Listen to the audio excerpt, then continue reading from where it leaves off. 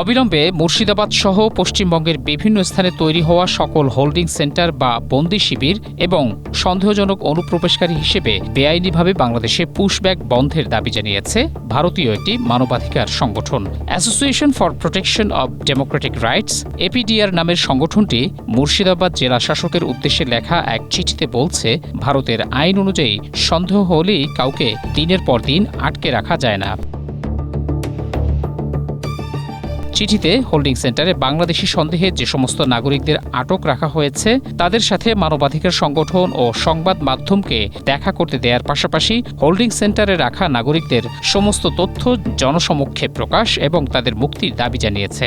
গত বৃহস্পতিবার মুর্শিদাবাদের জেলাশাসককে উদ্দেশ্য করে লেখা চিঠিতে এপিডিআর ৩টি বিষয় তুলে ধরে, আর তা হল সন্দেহজনক অনুপ্রবেশকারী বলে বেআইনিভাবে বাংলাদেশে পুশব্যাক বন্ধ করা, মুর্শিদাবাদ জেলায় বেআইনিভাবে আটকের জন্য তৈরি হোল্ডিং সেন্টার বন্ধ করা এবং মুর্শিদাবাদের জলঙ্গিতে কৃষকের অসম্মতিতে রাজ্য সরকার ও বিএসএফ কর্তৃক কৃষি জমি অধিগ্রহণ বন্ধ করা।